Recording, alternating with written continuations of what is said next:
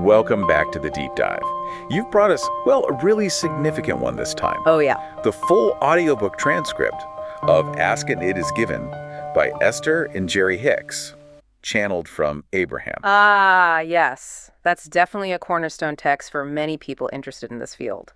Absolutely. And if you've ever wondered about, those hidden forces maybe shaping your reality or felt like there's more potential you're not tapping into, Then this is probably right up your alley. Exactly. Because in this deep dive, we're not just going to summarize. We want to try and crack the code to conscious creation. Using the law of attraction principles laid out in the book. Right. That's the plan. Think of it like a guided tour through the mechanics of how your thoughts, your feelings, how they all weave together to kind of sculpt your life. Yeah, sculpting is a good word for it. Our goal really is to pull out the core insights, the really potent stuff, and translate it into, well, actionable steps, things you can actually use. Right. Practical understanding, not just theory floating around. Precisely. We want to equip people. Forget feeling overwhelmed by these, sometimes quite complex ideas.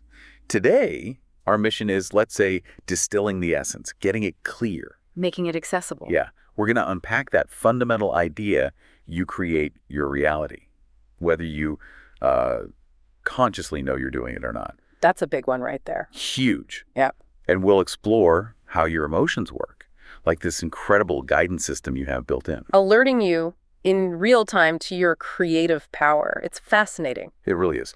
And of course, the law of attraction itself, that sort of magnetic force, drawing things to you based on your vibration. Earth attracts, like on an energetic level. We'll also demystify that three-step creative process, the asking, the universe answering, and then the tricky part maybe, allowing it in. Ah, yes. Step 3, receiving. That's where a lot of the work seems to lie. Totally. So by the end, learner, you should have a clear action plan, something tangible to start aligning with what you want and, consciously manifesting. So yeah, get ready for some potential aha moments. This stuff can really shift perspective. It can empower you to be that deliberate creator.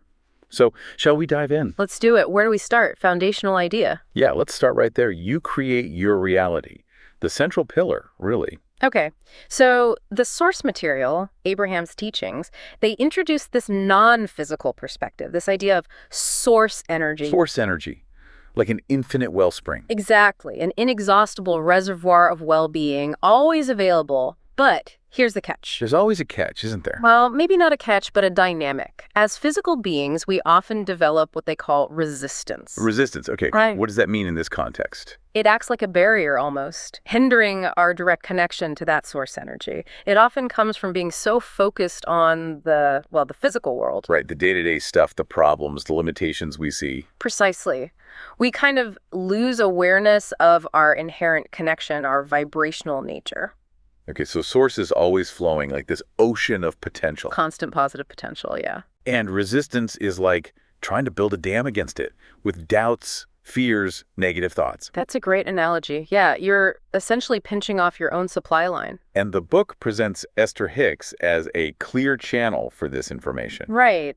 Receiving and translating these vibrational understandings from Abraham into language we can get our heads around. Like tuning a radio, finding the right frequency. Exactly like that. She's tuning into that non-physical perspective. What really jumped out at me is the emphasis on feeling good now. Yes. That's so crucial in their teachings. It's not just a nice side effect. It's presented as the actual key. The key to unlocking any desired state. Better health, more abundance, relationships, whatever it is, your current emotional state is paramount. So it flips the usual script, doesn't it? We usually think, I'll be happy when I get X. Right. This says, feel good now, cultivate that alignment now, and that's what actually paves the way for X to show up. It's about the vibrational pathway. Makes sense. And there's that line you mentioned earlier, you only hear what you are ready to hear. Yeah, that struck me too. Like, these ideas land differently depending on where you are internally. Your receptivity. If you're resistant, it might just sound like noise. If you're open, it clicks. So the book then talks about deliberate versus default creation. Ah, yes. The distinction is critical. We're always creating, apparently. Our thoughts, our feelings are constantly shaping things. Constantly. But mostly, for many people, it's unconscious. It's happening by default, based on old patterns, societal conditioning, whatever. But if you become aware, consciously aware of your thoughts, your feelings, then you can step into the driver's seat. You can become a deliberate creator. choosing thoughts that align with what you actually want. So our desires, our beliefs, they're just thoughts, energetically. At their core, yes. Energetic thought patterns. And asking, in this context, isn't just saying words out loud. Right, it's the intention, the wanting, the feeling behind it. The clarity and intensity of that feeling. A strong desire sends out a powerful signal, even if you never speak it. Desire is the beginning of all attraction, they say. And this whole process fuels expansion. It's never ending. How so? Well, as we experience life, especially contrast things we don't like, new desires are born within us. Automatically. Pretty much, yeah. That contrast clarifies what we do want. These new desires are vibrational signals sent out. And source, or the universe, responds instantly. Instantly and fully. That's step 2. The asking and answering creates this constant expansion. Okay, but here's where I sometimes get tripped up. It's not just asking and getting, like ordering takeout. No, definitely not. It's about putting yourself in the vibrational place to receive what's already been given. Ah, okay. So the answer is there, vibrationally, but if I'm into a different station. You won't perceive it. It won't manifest in your experience. It's not withheld. You're just not aligned with it yet. That's the science of deliberate creation they talk about. Recognizing the desire, then cultivating the resonance. Exactly. Realizing your power and learning to use it intentionally. Experiencing the joy of it. Which leads nicely into understanding resistance and allowance. Yes, crucial concepts. We touched on resistance as that vibrational difference, that blockage to source. The dam in the river. Right. But the book emphasizes source energy, that well-being. It's always flowing towards you, always being extended. So the variable isn't the supply, it's our reception. Our allowance, yes. Are we letting it in, or are we inadvertently resisting it with contradictory thoughts and feelings? And contrast plays a role here too, right? Experiencing what we don't want helps form the desire. Precisely. That contrast gives birth to the desire. Then, when you align vibrationally with the desire, not the lack of it. That's when the energy flows. Enthusiasm, passion. Yes. That non-physical creative energy surges through. That feeling of alignment is your natural state, your destiny, according to Abraham. I found the part about the evolutionary value of personal preferences really interesting. Me too. It elevates desire beyond just personal wants. Our desires aren't just trivial whims. They actually contribute to the evolution of everything. That's the idea. Contrast sparks desire. Desire sends a signal, source answers, the universe expands. Your preferences fuel that process. So that stream of well-being is always flowing, whether I'm aware or not. Always. But being consciously aligned makes the whole creation process much more, well, satisfying. Yeah. Joyful. And you can't really resist the stream itself. No. The analogy they use is great. You can only disallow it, like a light switch. The power is always there at the outlet. But you have to flip the switch to on to let the electricity flow into the bulb. Allowance is flipping the switch. Okay, that makes sense. Yeah. So how do we know if the switch is on or off? Well, that brings us to your amazing built-in tool, your emotional guidance system. Our feelings. Yes. The book says everything is vibration, including us. And emotions are our most sophisticated vibrational interpreters. More than just moods, then. They're actual data points. Extremely precise data points. Paying attention to how you feel gives you exact information about your vibrational alignment in relation to your desires and source. So feeling good means... You're allowing the connection. You're aligned. The switch is on. And feeling bad. Negative emotions. Means you're resisting the connection. You're vibrationally misaligned with your own desires or source energy. The switch is somewhat off. It's like a feedback loop, constantly telling you if you're on track or off track, vibrationally speaking. Exactly. It tells you if you're in harmony with your intentions and with source itself. And thoughts are what activate these vibrations. Thoughts activate vibrations, yes. And the more you focus on a thought, the stronger the vibration becomes. And it becomes a belief. Right. A belief is just the thought you keep thinking, a practiced vibration. It becomes dominant. And the law of attraction then jumps in and expands on that dominant thought. Precisely. It brings you more thoughts, experiences, circumstances that match that practiced vibration, that belief. So the longer you ponder something, the more you revisit it. The stronger your vibrational alignment with it becomes, and your emotions are the indicator. Telling you if you're moving towards alignment with your inner being, with source, or away from it. Exactly. Feelings like joy, love, freedom, they signal alignment, full allowance of that source energy. You thrive. And feelings like depression, fear, feeling trapped. Those signal misalignment. You're disallowing that flow, Yeah. hindering your own well-being. So the practical advice is use your emotions, feel your way back. Feel your way back to well-being. Harmony in the body often signals alignment. Disharmony, disease, signals misalignment. It's all connected. Okay. Let's get into the law of attraction itself then. How does it actually work in action? The core principle is simple yet profound, like unto itself is drawn. Like attracts like. Every thought vibrates, every single one, it radiates a signal. And attracts a matching signal back. A continuous energy exchange. Always. So the bottom line is, you get what you think about, whether you want it or not. That's a big one. So focusing on debt brings more. Lack. If the feeling associated with the thought of debt is lack, worry, fear, yes. The law of attraction responds to the vibration, not the words. It brings more circumstances that feel like that. So thinking about what you don't want actively attracts it. Unfortunately, yes. Worrying is described as using your imagination to create what you don't want. You're focusing energy there. Because focusing attention on anything causes your vibration to reflect it. And the more focus, the stronger the vibration, the more attraction power it has. The book says you invite everything into your experience through your thought process. No exceptions. It's a fundamental law, like gravity. Understanding it, really getting it, gives you immense control. Or maybe influence is a better word. Influence, yeah. Control sounds a bit forceful. Right. It's about conscious alignment, not rigid control. The book gives examples like appreciating a partner versus criticizing them. Totally different vibrations.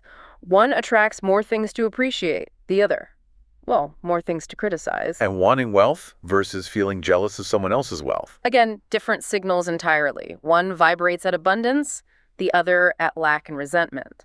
The results will reflect that difference. You're described as a summoner of vibrational energy. Source energy in physical form, a creator on the leading edge of thought. It's quite an empowering perspective. So step one is really accepting. I'm a vibrational being in a vibrational universe. Governed by vibrational laws. Accepting that brings clarity, confidence. It takes the mystery out of why things happen the way they do. Okay, so if we accept that, how do we deliberately create? Let's talk about the three-step process. Right. Step one, you ask. And this is our job, but it happens automatically. Mostly, yes. Your work, but easy work.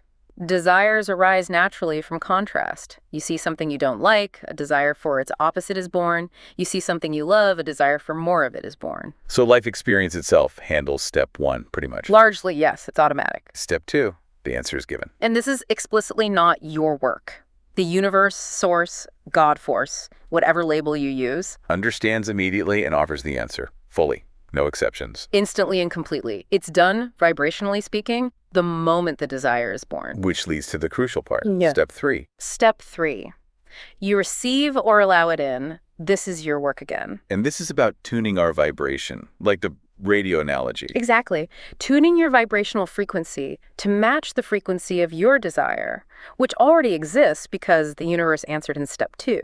So if I'm not feeling it, if it's not showing up, it's not because it hasn't been given. Correct. It's because your receiver, your vibrational state, isn't tuned to the right station. Your vibrations don't match yet. This is where the wanted versus unwanted aspect comes in, isn't it? Absolutely critical point. Right. Every subject has two ends. The having of it, what's wanted, and the lack of it, what's not wanted. We often think we're focused on wanting something. But our energy, our vibration, our feeling is actually focused on the fact that we don't have it yet. Focused on the absence. So my attention has to be purely on the desire itself, the having of it, the feeling of it. Yes. Not the lack of it. That's the key to allowing, to tuning in. And the book talks about a buffer of time or a time gap. Right. Between asking and receiving. It's not punishment, it's actually helpful. Helpful how? It gives you time to notice how you feel, to adjust your thoughts, to mold the energy, to really align yourself vibrationally before it manifests physically. Time to fine-tune. Okay, that makes the delay feel less frustrating, maybe. It has a purpose. A very creative purpose. So let's get practical. How do we actually apply this? How do we move towards desires and allow them in? The number one tool, always, is pay attention to how you feel. Back to the emotional guidance system. Always. It's your indicator. Am I allowing right now or am I resisting? Your feelings tell you instantly. And if I feel bad or just off? The goal isn't to jump immediately to bliss. It's to consciously reach for a better feeling thought. Just slightly better. Gradual shift. Yes. Gently guide your thoughts in a direction that feels like relief. That process shifts your vibration towards harmony, towards well-being. And distinguishing between thinking about the desire and thinking about the absence of it. That's huge. And again, emotions make it easy. How does thinking this thought feel? Does it feel expansive, hopeful, good? Or contracted, worried, bad? So consistently feeling good when I think about X leads to good outcomes with X. Generally, yes. It means you're vibrationally aligned with the positive aspects of X. And consistently feeling bad about Y means I'm aligned with the negative aspects or the lack of Y. And you'll likely get more outcomes that feel that way. It's about vibrational consistency. Remember, well-being is always flowing. Resistance just slows it down. Or restricts it. So practices like appreciation, focusing on love, finding things to feel good about. They naturally align you with that flow because that is your true nature's vibration. Exactly. Finding fault, criticizing, complaining, that creates resistance. It pinches off the flow. With practice, the book says, you become a joyous, deliberate creator. Skillfully molding energy with focused thought. It takes practice, like any skill. And we need to consider the desire itself, how long we've wanted it, how specific it is. Right, the intensity or speed of the desire.